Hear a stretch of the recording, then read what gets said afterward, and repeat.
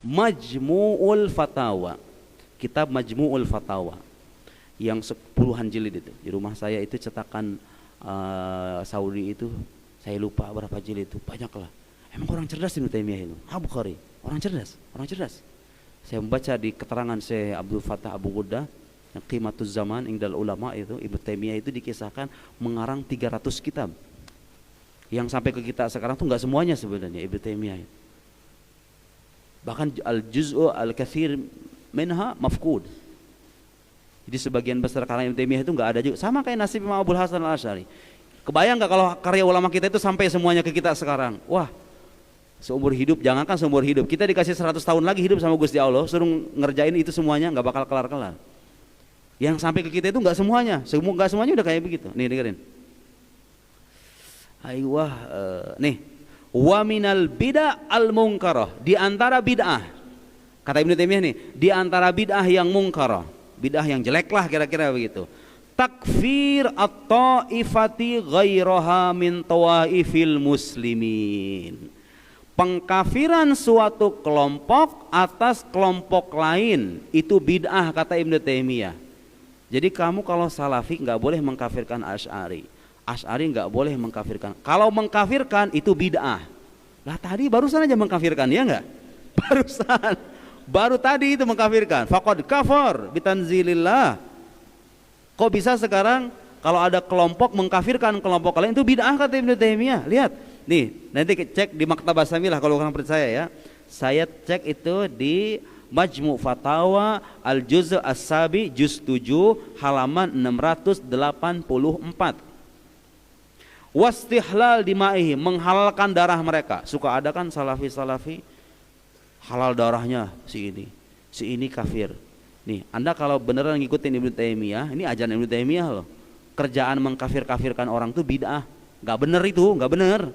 Enggak bener. Kalau lah pengen ngikutin yang benernya nih, ikutin yang ini nih, bagus nih. Ini bagus banget. Jangan suka ngafirin-ngafirin. Kata siapa? Kata Syekh Anda itu. Ini.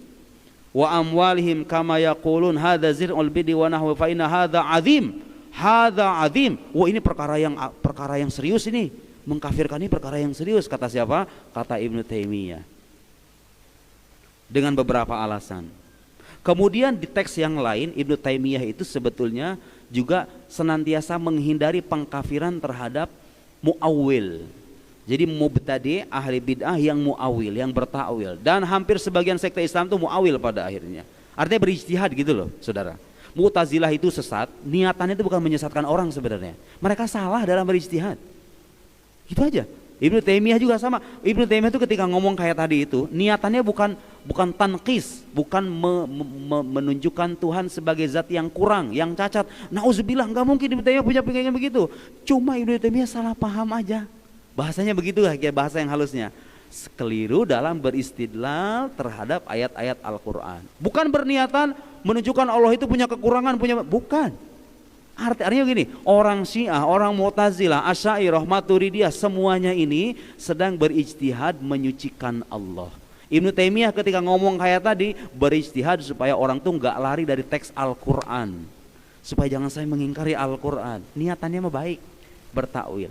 Ibnu Taimiyah di teks kitab Majmu' Fatawa yang lain mengajak kita para pembaca bukunya untuk tidak gampang mengkafirkan mu'awwil al-mukhti, orang yang bertakwil dan dia salah, Mu'tazilah, Asy'ariyah dan lain-lain. Saya kira itu sebagai pembuka diskusi malam hari ini. Mudah-mudahan bermanfaat. Yang baik ditinggalkan, yang baik kita ambil, maaf, yang buruk kita tinggalkan. Khudmah safa wa da'ma qadar, wallahu a'lam bissawab. Wassalamualaikum warahmatullahi wabarakatuh. Assalamualaikum warahmatullahi wabarakatuh. Jadi banyak yang disampaikan Ustadz Nuruddin. Di antara poin penting kita mendoakan Syekh Ibnu Taimiyah dengan rahimahullah ta'ala. Kalau Wahabi, begitu meninggal ulama ahlu sunnah itu bersyukur. Bahkan bagian dari menunjukkan rasa bahagia mereka dengan meninggalnya ulama ahlu sunnah. Itu banyak. Yang kedua, ketika kita memahami Quran, itu perlu dibedakan antara keyakinan yang dijelaskan Quran dengan keyakinan kita terhadap ayat Quran, dua hal yang berbeda. Ya. Jangan kira penafsiran kita itulah keyakinan Quran. Kita selama ini mengingkari keyakinan Wahabi terhadap Quran, bukan keyakinan Quran. Tapi yang masalahnya adalah kita dianggap mengingkari Quran. Itu yang terjadi. Kemudian selanjutnya, tadi beliau sudah menunjukkan berapa buku penting, dan saya rasa para akademisi perlu mencari buku ini. Sudah itu, dari referensi ini kita menjawab berbagai pemikiran menyimpang Ibnu Taimiyah, sehingga orang caci maki kita dengan argumentasi. Selanjutnya yang terakhir, Ibnu Taimiyah itu mengajarkan kita jangan mengkafirkan siapapun kelompok yang kita anggap dia itu salah, yang kita anggap dia kelompok bid'ah. Sementara Wahabi selalu menganggap di luar dia cuma dua saja, kalau tidak ahli bid'ah, kafir. Tidak lebih dari itu. Sehingga semua selain Wahabi itu sesat. Semua selain Wahabi di neraka. Nah, inilah contoh-contohnya nih. Kecuali kami berdua. Jadi itu frame berpikir yang kita mesti sadar. Selama ini itu yang terjadi. Dan dianggap bahwa bila kita sudah sama dengan Wahabi, sudah sama dengan Ibnu Taimiyah, sudah pasti benar. Menyimpang dari beliau pasti salah. Sebenarnya Ibnu Taimiyah itu nabi apa ulama? Paham nalar ini? Jadi Ustaz Nuruddin tadi sudah menyampaikan, di antara yang ditinggalkan oleh Wahabi sekarang, menganggap semua orang yang di luar mereka itu adalah sesat, bahkan kafir, dan mereka adalah orang-orang yang masuk neraka. Ustaz, ada berapa pertanyaan yang masuk, Ustaz? Pertama, Ustaz, sebenarnya mujassim itu kafir atau tidak, Ustaz? Karena tadi kan Ibnu Taimiyah mujassim, ya, menurut Syekh Anas Al-Syarafawi, kemudian Syekh Said Fudah. Itu yang pertama, Ustaz. Apakah mujassim itu kafir atau tidak? Aywa. Yang kedua, Ustaz, kata Imam As-Sunusi, Imam Asy'ari itu mengisbat sifat yad, sifat ain, sifat wajah. Sementara salaf katanya tidak mentafwid. Maaf, salaf katanya mentafwid, bukan mengisbat. Karena isbat dengan tafwid otomatis berbeda, Ustaz. Pertanyaannya, apakah betul seperti itu? Imam Abu Hasan mengisbat. Mohon maaf, apakah benar Imam Abu Hasan mentafwid? Kalau tidak, yang benarnya seperti apa? Itu dua, Ustaz. Silakan, Ustaz. Baik. Pertanyaan pertama, mujassim kafir atau tidak? Tergantung mana mujassim, apa yang kita maksud. Tadi itu yang saya sebut kayak tadi itu namanya lazimul mazhab. Lazim dari sebuah, kalau saja ya, saya bilang kalau saja Ibnu Taimiyah bilang innallaha jismun ka'ajsamil makhluqat, dan dia meyakini betul keyakinan itu, meskipun itu gak terbayang di kepala saya Ibnu Taimiyah ngomong kayak gitu. Tapi seandainya, jangan Ibnu Taimiyah, ada orang menyebut Allah adalah jisim, ketika dicek mana jisim maksud kamu itu apa? Jisim artinya sesuatu yang punya panjang, tinggi, lebar, punya batasan, persis kayak makhluk, cuma beda lebih gede aja. Bedanya Tuhan lebih gede aja dari kita. Itu setahu saya ungkapan kufur. Kalau ungkapan begitu tuh, masalahnya yang kita jumpai bukan ungkapan kayak gitu. Saudara-saudara kita di luar sana itu, kalaupun bilang Allah duduk, suka ada ngelesnya dikit, duduknya nggak seperti kita. Gitu kan? Allah itu bertempat, tapi tempatnya nggak seperti kita. Nah itu tuh, gara-gara ungkapan itu tuh yang pada akhirnya seharusnya membuat kita hati-hati dalam mengkafirkan. Takfir itu sesuatu yang serius. Kalau saya secara pribadi ngelihat ada orang, karena masih banyak kemungkinan, boleh jadi ada orang menyebut jisim, tapi pemaknaan dia tentang jisim beda dengan jisim versi yang kita pahami. Ayo, al-ibrah bil ma'ani la bil alfad wal mabani. Yang menjadi patokan itu makna pada akhirnya, bukan lafaz. Meskipun lafaznya salah nih, lafaznya salah. Sama kayak gini, Ustaz, ada beberapa kelompok, saya nggak bilang sufi, tapi yang bernasab kepada tasawuf, yang bilang roh Nabi Muhammad itu qadim. Ada kan? Ada yang bilang roh Nabi itu qadim, padahal bukan qadim tapi hadis.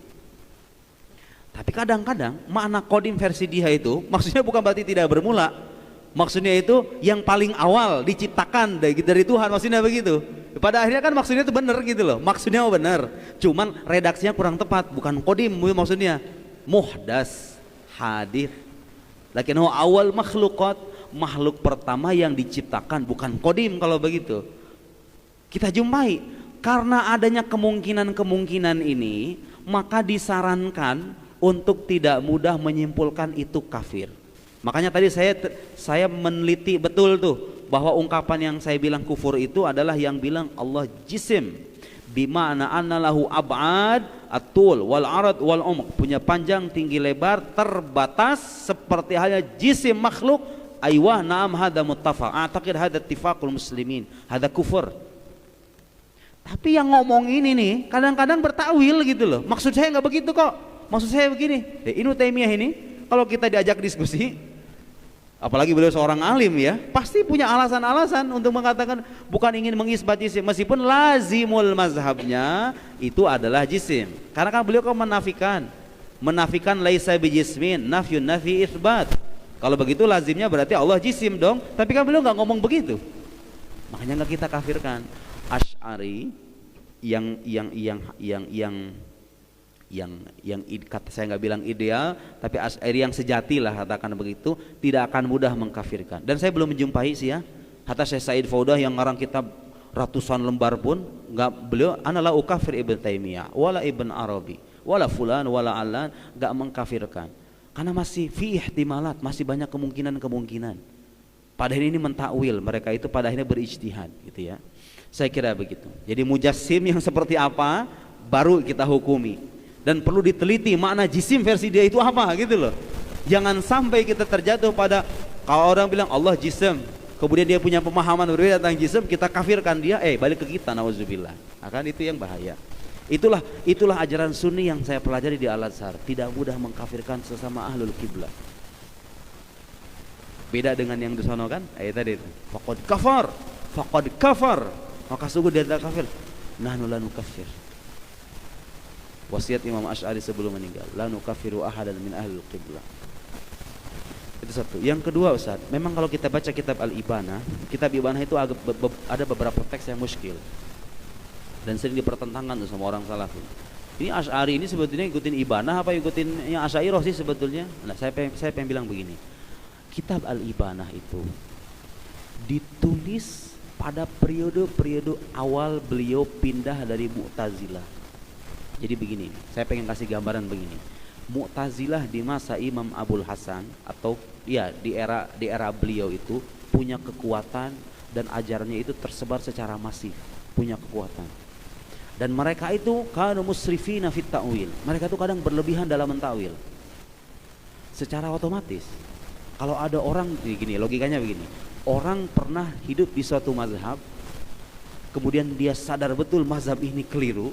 Kadang-kadang dia mengedepankan pandangan yang berbeda secara kontras ya enggak dengan mazhab itu, gitu kan? Makanya Anda kalau baca kitab Ibanah, Imam Asy'ari itu mengingkari mana istawa dengan istaula. Baca kitab Ibanah.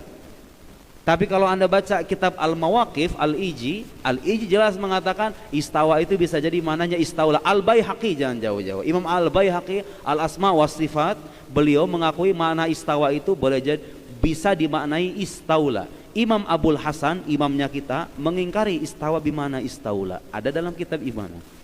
Tahqiqan Fauqiyah Husain, Dr. Fauqiyah Husain. Terus kalau gitu beda dong Asy'ariyah dengan Asy'ari? Enggak, bukan itu. Itu pengingkaran juz'i. Beliau nggak mengingkari takwil secara mutlak. Ya, orang Wahabi itu sering bilang, nih lihat nih, Imam Abul Hasan nih menolak takwil nih. Enggak, itu penolakan dalam kasus tertentu aja. Kebetulan Mu'tazilah itu berlebihan dalam mentakwil istawa. Akhirnya beliau gitu ya, seolah-olah ingin menunjukkan kontraknya dengan Mu'tazilah, menolak takwil itu gitu, paham nggak? Seandainya Imam Abul Hasan dibangkitkan ulang, musuh kita sekarang bukan Mu'tazilah kan? Kalau harus sebut kata musuh ya, musuh kita sekarang tuh Mujassimah. Berarti antitesisnya apa? Antitesis yang Mujassimah apa? Ya Mu'awilah itu, yang bertakwil itu Imam Abul Hasan. Makanya Ibnu Furuq ini kan murid dari muridnya. Yang namanya murid dari murid pasti kan lebih tahu Pak mazhab imamnya, betul nggak? Boleh jadi beliau mengingkari istaula di kitab Ibanah, tapi di kitab yang lain kita nggak tahu. Jadi nggak bisa hanya bersandar pada kitab Ibanah saja. Kitab Ibanah ini periode awal, fase-fase awal beliau pindah dari Mu'tazilah dan ingin dua tanda petik memerangi mereka gitu loh. Makanya seolah-olah kayak beliau itu kayak seolah nasiin gitu ya, seolah hanya berpaku pada nas saja. Artinya ada ayat-ayat yang bahkan ada yang percaya nggak ada ungkapan fis sama dalam kitab Al-Ibanah juga. Allah itu fis sama. Tapi mana fis sama? Tapi ada yang menarik begini. Meskipun beliau itu mengisbat yad, mengisbat wajah, tapi mengisbat tidak secara makna zohir. Apa buktinya? Di kitab Ibanah ketika beliau menyebutkan tafsiran Ar-Rahman ala arsy istawa istiwaan munazzahan anil mumassati wal istiqrar. Ketika beliau menyebut Allah itu istawa, mengakui sifat istiwa. Imam Abul Hasan mengakui sifat istiwa. Kita tuh mengakui juga sifat istiwa. Kita mengakui. Cuma istiwa yang tersucikan dari kebersentuhan dan duduk. Istawa bukan berarti duduk tuh. Jadi mengisbat iya. Nah ini istilah isbat apa? Kalau isbat makna zahir tidak. Kita tidak menjumpai di teks Al-Ibanah isbat makna zahir. Yang beliau lakukan lillahi wajah, lillahi yad, lillahi kada bil ma'na alladhi aradahu. La bi ma'na dhawahir, la bi dhawahir hadhil alfad. Beliau mengakui bahwa Allah itu lahu yad, lahu wajah, tapi beliau enggak mengisbat makna zahirnya, paham Ustaz ya? Ya bagi yang nanya maksud saya. Enggak mengisbat makna zahirnya. Enggak mengisbat makna zahirnya. Nah kalau Ibnu Taimiyah itu mengisbat lafadznya sekaligus makna zohirnya. Oke, suka ada pertanyaan gini. Terus kalau begitu kamu percaya nggak lafadz yad, lafadz wajah, lafadz yanzil, lafadz ini tuh punya maknanya nggak? Apa jawaban kita? Ada maknanya nggak itu? Kita kan bertafwid nih, bertafwid. Jadi Imam Al-Asadi dalam kitab Al-Ibanah singkatnya bertafwid ya. Kita bertafwid nih. Tapi kalau kita ditanya nih, lafadz yanzil, lafadz yad, lafadz wajah, ada maknanya enggak? Ada maknanya enggak? Kita mengakui itu lafadz punya makna. Cuma kita bilang yang lebih tahu mana hakiki dari lafadz ini hanya Allah Subhanahu wa taala yang jelas makna zohir. Makna zohir dari lafadz ini kita nafikan karena itu menunjukkan kejisiman. Walhasil Imam Abul Hasan meskipun mengisbat yad, mengisbat lain-lain itu, mengisbat secara alfad dan bertafwid, tidak mengisbat ma'ani. Jadi tafwid kaifiyah wal ma'na gitu maksudnya. Ya itulah mazhab Asy'ari mutaqaddimin. Hanya tergantung cetakan Ibanah yang mana, karena ada beberapa cetakan Ibanah versi Saudi. Saya baca di beberapa teks itu. Dan kitab Ibanah itu kalau merujuk pada Imam Al-Kautsari, tahu nggak muskilnya kitab Ibanah itu apa? Teks asli, manuskrip aslinya itu kata Imam Al-Kautsari itu sulit ditemukan. Jadi yang sampai yang beredar sekarang itu masykuk sebetulnya. Beberapa maksud saya, beberapa alfadznya itu masykuk karena kenapa? Teks kan kalau kita kajian manuskrip kan harus tahu teks aslinya, ya kan? Minimal ditulis oleh muridnya misalnya atau dari tangan beliau sendiri. Itu kata Imam Al-Kautsari itu susah sekali menemukan teks asli dari kitab Ibanah itu. Bahkan itu kemungkinan besar dimainkan oleh kelompok-kelompok tertentu yang punya kepentingan mengaburkan mazhab Imam Abul Hasan. Bagi saya, cara terbaik memahami Imam Abul Hasan Al-Asy'ari itu bukan melalui karya-karya beliau saja, tapi juga harus membaca karya murid-muridnya. Sama halnya begini Ustadz, kalau pengen tahu mazhab Syafi'i, bukan baca kitab Al-Um doang. Justru Anda kalau belajar fikih Syafi'i, belum apa-apa udah baca Al-Um, kepala Anda bisa rusak loh. Bingung. Ngomong apa ini Imam Syafi'i ini? Dimulai dari Takrib, Fathul Qarib, Hasyah Baijuri, Al-Iqna, Hasyah fulan, nanti baru Al-Um tuh di belakang sono. Itu belajar mazhab itu begitu tuh yang benar tuh.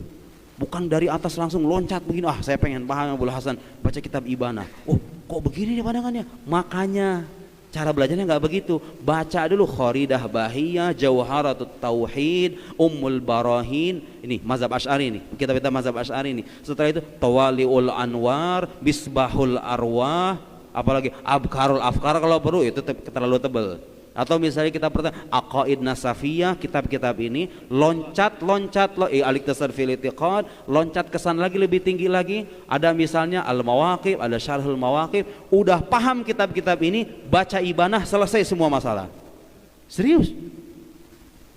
Karena itu kitab-kitab yang diproduksi pada periode-periode awal belum matang, istilahnya mah belum matang. Makanya suka ada tuh pertanyaan, kok Asy'ariyah bilang begini, Imam Abul Hasan kok bilang begini. Tapi kalau bagi orang yang mutakhassis gak ada iskal sama sekali, bisa didamaikan kedua-duanya. Tidak ada di teks Ibanah ajaran yang persis sama kayak Wahabi mengisbat lafadz ya dan wajah sekaligus makna zahirnya, tidak ada. Yang ada isbat min haisul alfad, halaha ma'ani, na'am laha ma'ani la ya'lamuha illahu. Dan beliau juga menyucikan seperti istiwa disucikan anil masa wal istiqrar. Khalas intahal kalam huwa minal mufawwidin. Imam Abul Hasan minal mufawwidin. Ya. Bagaimana dengan kitab? Nah, itu tadi masalahnya, di kitab-kitab yang lain kita nggak tahu tuh karangan-karangan beliau yang lain. Ibnu Furuk ini murid-muridnya bertawil. Justru sebagian besar ayat-ayat ditawil sama beliau. Berarti ada kemungkinan Imam Abul Hasan sendiri dalam beberapa kitabnya atau ajarannya mengajarkan itu kepada murid-muridnya. Cuma begini, yang saya bilang, tafwid itu mazhab untuk kita ke dalam diri kita. Ta'wil itu mazhab li muhajjatil khasam, untuk melawan musuh. Kalau kita bertemu dengan Salafi, Wahabi, Mujassim, pakainya kitab ini begini Ibnu Furuk nih. Tapi untuk diri pribadi, saya secara pribadi nih, saya lebih senang dengan mazhab tafwid. Allahu a'lam, hanya Allah yang tahu. Ar-Rahman ar-Arsy istawa. Bagi saya pribadi, hanya Allah yang tahu lafaz hakiki, makna hakiki dari lafaz itu. Tapi kalau ketemu sama Wahabi, terus ngajak debat begini, ya kita pakai ini mazhab lirad alal khasam. Dua-duanya sama-sama cocok dan relevan. Karena keduanya sama-sama mazhab Ahlus Sunnah wal Jamaah. Saya kira begitu ya, Baik, jadi kitab Al-Ibanah itu pertama adalah kitab yang dikarang di awal-awal beliau taubat, ya. Sehingga kontras sekali dengan pemikiran yang beliau tinggalkan, ya. Maka agak isinya itu bahan-bahan mentah yang perlu diolah, betul, yang pintar ngolah itu murid-murid beliau. Iya. Nah, maka Al-Ghazali, Ibnu Furuk, benar. Maka membaca pemikiran beliau itu, bacalah pemikiran beliau dan orang yang paham dengan pemikiran beliau. Sahih. Kan aneh kalau ada orang kontras beliau tapi lebih paham beliau dibanding murid-murid beliau. Kan aneh. Iya. Ada orang nggak masuk rumah tapi lebih paham isi rumah dibanding orang yang dalam rumah. Itu kan aneh itu. Wahabi nggak ngaku mazhab Syafi'i tapi lagi mengerti mazhab Syafi'i dibanding yang selama ini belajar mengajarkan bersanad mazhab Syafi'i. Itu kan aneh. Betul Ustaz, ya? Betul. Saya pengen bilang gini Ustaz, maaf. Jadi satu lagi. Tidak fair. Ini di kampus manapun, tanya sama dosen-dosen, fair nggak kalau ada dosen sarjana apalah namanya ngarang kitab ratusan, terus Anda nilai pemikirannya dengan satu kitab aja? Adil nggak itu? Itu orang Salafi itu selalu mengkontraskan, ini pengikut Imam Asy'ari itu beda sama Imam Abul Hasan Al-Asy'ari sendiri dengan merujuk pada kitab Ibanah doang gitu loh. Loh kok Anda seolah-olah menutup fakta bahwa ini seorang imam besar, karangannya seabrek-abrek gitu kan. Kenapa harus nilai dengan satu kitab doang? Sekian banyak kemungkinan di luar sana beliau bisa jadi merevisi, bisa jadi punya pandangan lain, bisa jadi itu mazhab awal kemudian berkembang. Namanya mazhab tuh begitu, berkembang. Ya tentu tauhid intinya mah nggak berkembang, tapi rincian penjelasannya itu yang berkembang. Jadi saya kira begitu. Dalam fikih, dalam akidah, dalam tasawuf, kalau kita bermazhab, cara memahaminya itu paling bagus tuh begitu. Dari belakang dulu, bukan langsung loncat. Benar nggak Ustaz? Sepakat nggak? Dari belakang dulu gitu loh. Dari orang-orang yang sudah menyederhanakan, diolah, masak. Nih, makan ya, yang ini nih, makan yang ini. Jangan ke sono lagi, di sini dulu. Nanti sampai ke sini sendiri, paham sendiri nanti. Saya kira begitu ya. Dan salah besar kalau dibilang kitab Ibanah itu termasuk kitab terakhir yang beliau tulis. Salah besar, gak ada itu. Pengkaji Asy'ari yang berkesimpulan begitu. Itu karangan mereka aja. Karena itu sesuai dengan hawa nafsu mereka, sesuai dengan selera mereka kitab Ibanah itu. Beberapa teksnya, meskipun kalau didiskusikan gak gitu juga. Kitab Ibanah itu gak sesuai dengan selera mereka juga. Ya, saya kira begitu. Mudah-mudahan bermanfaat. Ada dua catatan lagi. Kitab Al-Ibanah itu selain sulit kita membuktikan validasi beberapa redaksinya, ya. Yang kedua, klaim bahwa itu kitab terakhir juga bermasalah. Iya, bermasalah. Jadi kita mesti paham dengan itu. Maka kalau ada orang menghujat kita dengan kitab Al-Ibanah, kita mesti paham poin-poin ini. Ayo. Pertanyaan berikut, Ustaz. Ada salafi yang menganggap bahwa Asy'ariyah itu menafikan sifat-sifat fi'il pada Allah, sehingga seakan Allah itu tak ngapa-ngapain. Dulu ketika Qadim dah selesai semua, sudah itu gak ngapa-ngapain, macam robot, macam patung yang nengok-nengok aja, macam patung yang gak ada ngapa-ngapain. Gimana cara jawabnya, Ustaz? Ya, itu jawaban gampang banget. Kalau makhluk kita berbuat, nih saya ngangkat kacamata begini. Perbuatan saya nempel dengan anggota tubuh saya kan, karena saya jisim. Saya jisim ini manakala berbuat bersentuhan dengan jisim lain, ya enggak? Karena saya jisim. Wallahu laisa bijismin, khalas intahal kalam. Allah kan bukan jisim. Berarti kalau Allah berbuat, bukan berbuat kayak kita begini. Allah menghidupkan si fulan, Allah kemudian nempel gitu sama si fulan. Kalau kita manusia normal ngebunuh orang itu, mohon maaf ya, kita kan nempel tuh, cekek begini, tonjok, ya kan? Karena kita jisim, yang dibunuh juga jisim. Kan Allah bukan jisim. Berarti kalau dia berbuat, perbuatan Allah itu nggak nempel dengan zatnya dong. Kan logikanya begitu atuh. Orang Sunda saya nih, pakai ada kata atuh ya. Kan nggak begitu dong. Sesederhana itu jawabannya. Allah, kalau debat dulu sama dia, Allah jisim atau bukan? Kalau Anda dan saya sepakat Allah bukan jisim, dalam arti dia itu bukan sesuatu yang tersusun dari bagian-bagian dan dia berbeda dengan para makhluknya, ya sudah selesai. Berarti kalau dia berbuat, cara dia berbuat juga beda dengan makhluk. Begitu ya. Allah mematikan, Allah menghidupkan, Allah menurunkan hujan dengan kuasanya. Tidak harus Anda bayangkan ada kekuatan dari langit, Allah ada di sana kemudian begitu. Bukan. Tidak harus ada koneksi secara indrawi gitu loh. Itu makhluk, iya, ada listrik kemudian makhluk begitu. Allah itu kan beda dengan makhluk. Lihat kalau kita paham sifat 20 itu dengan baik, yang beginian itu sebenarnya gampang banget dijawab. Apa coba yang masalah? Benar nggak omongan saya? Iya, sesederhana itu kan. Sesederhana itu. Perbuatan Allah itu beda dengan perbuatan kita. Kaifiyah, kalau harus sebut kaifiyah itu ya berbeda gitu loh. Saya kira begitu ya. Saya kira begitu. Jadi keyakinan paling inti Ahlus Sunnah itu adalah mensucikan Allah dari segala sifat yang tidak pantas bagi Allah. Mensucikan Allah dari segala yang menyerupakan sifat selain Allah kepada Allah Subhanahu wa taala. Maka poin yang perlu kita pahami, mukhalafatul hawadis dengan ayat laisa kamitslihi syai'un, itu mesti dipahami dengan baik oleh Ahlus Sunnah. Selanjutnya, Ustaz. Ini ada katanya dalam neuroscience ditemukan bahwa wahyu itu bukan berasal dari kalam Allah, tapi itu hasil produk pemikiran kepala manusia, adalah rekonstruksi dari budaya dan pemikiran manusia, tapi bukan dari Allah Subhanahu wa taala. Bagaimana jawabnya, Ustaz? Ini saya kasih kaidah umum aja ya. Kalau nemu orang-orang kayak gini nih, orang-orang ateis, orang-orang sekuler yang bilang senantiasa mengatasnamakan sains untuk mengingkari hal-hal yang metafisik, Tuhan, wahyu, malaikat, apalah namanya nanti. Suka mengatasnamakan sains telah menemukan dengan kemajuannya seperti yang kita saksikan sekarang, sampai pada kesimpulan roh itu nggak ada misalnya. Ini roh, contoh misalnya roh ya. Menurut sains roh itu nggak ada misalnya. Atau dia berkaitan dengan wahyu kan. Sebetulnya cara jawabnya itu gampang banget. Sains itu satu disiplin keilmuan yang lingkup kajiannya itu seputar alam fisik, alam semesta yang terindra ini, yang terobservasi ini. Itu orang sains sendiri ngakui itu loh.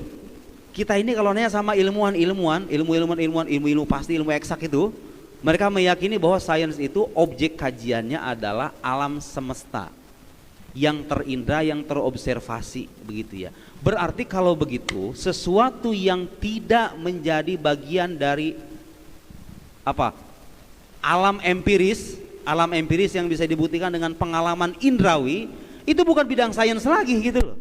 Mau bicara wahyu, bicara Tuhan, bicara malaikat, bicara surga neraka, itu tidak bisa bertitik tolak dari sains.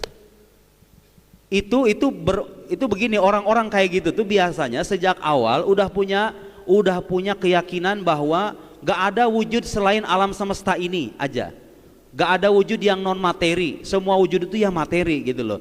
Itu pangkal masalahnya dari situ. Kalau Anda bisa berhasil meruntuhkan klaim dia, bahwa wujud itu nggak semuanya bersifat materi, udah selesai itu. Jadi nggak nyambung intinya mah begitu. Bicara wahyu, tapi titik tolaknya adalah sains, neuroscience, blablabla. Tapi intinya itu adalah disiplin keilmuan yang nggak punya urusan dengan wahyu dan hal-hal metafisik. Nggak nyambung gitu loh. Nggak nyambung. Saya dulu juga pernah nemuin tuh. Menurut sains roh itu tidak ada. Loh emang yang bilang roh ada itu siapa? Bukan sains kok. Tapi itu informasi dari agama. Tinggal kita uji aja informasi agama ini kira-kira benar apa salah gitu loh. Begitu dong caranya. Kalau menyangkut informasi wahyu yang kita terima itu, sekarang kalau kita bicara Al-Quran itu wahyu atau bukan, pembuktian itu bukan pembuktian saintifik, tapi pembuktian rasional, karena itu bersifat metafisik. Harus dibuktikan secara rasional. Benar nggak Nabi Muhammad ini harus seorang nabi? Itu dibuktikan sama para teolog. Argumen rasional. Nanti kalau udah terbukti itu wahyu itu beneran dari Tuhan, baru setelah itu kita mengklaim bahwa informasi ini terpercaya. Khobar shodiq, karena dia sudah tervalidasi atau terbukti secara rasional itu tadi, bahwa Nabi Muhammad seorang nabi, nerima wahyu dari. Dan begini, klaim Nabi Muhammad nerima wahyu itu pembuktiannya lewat apa coba? Lewat riwayat. Jadi tugas kita ini kalau pengen tahu Nabi Muhammad beneran nerima wahyu apa enggak, mengecek kesahihan riwayat yang mengabarkan itu gitu loh. Bukan bicara sains, menggeret-geret sains ke dalam sesuatu yang bukan bagian dari lingkup kajiannya. Ya kan? Logikanya begitu. Ini riwayat ini bener gak? Nabi Muhammad di Gua Hiro yang katanya menerima wahyu itu bener apa sahih? Sahih apa batil gitu loh. Kalau itu terbukti sahih berdasarkan penelitian ilmu riwayat, ya sudah selesai. Itu wahyu dari Tuhan. Nabi Muhammad mengklaim itu wahyu dari Tuhan, bukan bikinan dirinya. Al-Quran itu. Saya udah bikin buku tuh, membuktikan Al-Quran sebagai kalam ilahi. Sebagian rinciannya sudah saya paparkan di buku itu. Bagaimana cara membuktikan kenabian Nabi Muhammad dan kewahyuan Al-Quran secara rasional, bukan secara saintifik. Kalau Anda bicara sains untuk meragukan hal itu atau menetapkan hal itu nggak nyambung. Saya sering bilang kayak orang mengoreksi nahwu sorof dengan grammar bahasa Inggris. Sama-sama grammar, ini grammar, tapi kan nggak nyambung. Ya bahasa Inggris ada bidangnya, nahwu sorof ada bidangnya gitu loh. Sains itu bidangnya ilmu alam empiris, wahyu, malaikat, sorga, roh, jin, setan dan lain-lain. Itu domainnya adalah domain agama. Cara pengujiannya kalau agama itu iman dengan riwayat, ini terpercaya atau tidak, khobar sodik atau khobar kadhib, atau dengan pembuktian rasional. Itu baru tuh orang ilmiah ngomong kayak gitu. Menempatkan setiap ilmu sesuai dengan bidang kajiannya masing-masing, bukan meragukan ini dengan menggunakan ilmu yang tidak nyambung. Saya kira begitu ya. Itu kaidah umum tuh. Nanti Anda akan temukan. Ini yang beginian ini Anda akan temukan dengan bungkusan yang berbeda nanti. Orang mengatasnamakan sains tapi intinya itu, saya udah baca tuh kitab-kitab buku-buku orang ateis itu. Bukunya Richard Dawkins, bukunya Sam Harris, bukunya orang-orang ateis itu sama kayak gitu logikanya. Mirip-mirip kayak gitu. Ya, saya kira begitu ya. Mudah-mudahan ini anak-anak muda gak ada yang terpapar paham begituan. Jadi intinya gunakan ilmu sesuai bidang masing-masing Ustaz. Aywa. Pahami Allah dengan sifat Allah, jangan pahami sifat Allah dengan sifat-sifat fisik yang bukan sifat. Terakhir pertanyaan Ustaz, penutup bagian kajian kita malam ini. Katanya Ibnu Taimiyah itu taubat di akhir hayatnya Ustaz. Ya, ada sebagian kita meriwayatkan, tapi ada sebagian bilang kumat lagi. Tobat tapi balik lagi ke setelan awal gitu loh. Allahu a'lam. Itu sebetulnya hatta kalaupun benar saudara. Kalaupun benar Ibnu Taimiyah taubat. Dan karena kita nggak pernah mencaci maki, kita kan mengatakan rahimahullah, semoga Allah mengampuninya. Itu tidak lantas menghalangi kita untuk mengkritik pemikiran-pemikirannya yang terbukti salah. Jadi perkara beliau tobat atau tidak ini itu sudah selesai urusan Ibnu Taimiyah dengan Allah Subhanahu wa taala. Masalahnya ini kitab-kitab beliau ini, terlepas beliaunya tobat atau enggak, udah tersebar luas dan diajarkan, diadopsi, kadang-kadang dua tanda petik dikultuskan lagi. Seolah-olah inilah akidah Islam. Berarti kan tugas kita otomatis harus meluruskan dong. Terlepas apakah beliau ini udah bertobat dari pikiran gini atau enggak gitu loh. Memang ada riwayat yang menunjukkan beliau itu sudah merevisi. Tapi orang salafi gak akan ngedengar itu. Kita kalau debat sama orang salafi itu bilang Ibnu Taimiyah sudah bertobat, mana buktinya? Oh saya gak percaya dengan itu, udah selesai. Dan gak penting juga gitu loh bagi kita ini tobat apa enggak tobat. Justru kita berharap itu benar, tapi tidak lantas menghalangi kita untuk tetap meluruskan apa-apa yang keliru dari beberapa butir pemikirannya di kitab-kitab beliau yang tersebar luas seantero jagat ini gitu ya. Dan itu secara spesifik menyangkut akidah. Tentu ada persoalan-persoalan dalam fikih, dalam usul, karena setelah saya baca di mazhab Hambali sendiri, akwal beliau itu bukan akwal yang mu'tamadah. Jadi masih banyak ulama Hambali lain yang lebih dipercaya ketimbang Ibnu Taimiyah. Beda dengan versi Salafi. Bagi Salafi, qala Ibnu Taimiyah bimana qala Nabiul Islam. Seolah-olah nabinya orang Islam yang ngomong. Aywa. Itu muskil, itu yang muskil. Allahu a'lam bis-shawab. Naktafi bihadzal qadar wa syukran ala hadzal liqa. Wa insyaallah yani arju an tatakarrar az-ziyarat fi qadimil ayyam insyaallah. Mudah-mudahan nanti kita berjumpa di lain kesempatan dengan tema yang berbeda, atau melanjutkan tema ini dengan tema lain yang masih terkait dengan tema ini, bisa dengan mazhab Asy'ari misalnya dan lain-lain.